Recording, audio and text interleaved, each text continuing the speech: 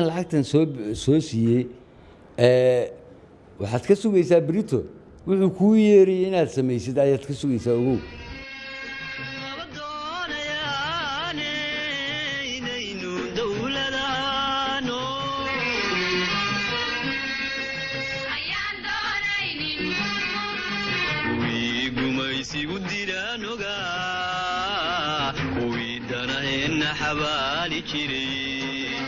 boqolaal kun oo dollar ayaa laga yaabaa inuu wato hal nin oo musharaxa kaba soo qaad 100 kun oo dollar ka soo qaad 100 kun oo dollar muxuu ku sameyn karaa goob caafimaad ka sameyn karaa goob waxbarasho ka sameyn karaa ama 2 dugsi ama 3 dugsi ka dhisi karaa qarashka uu wato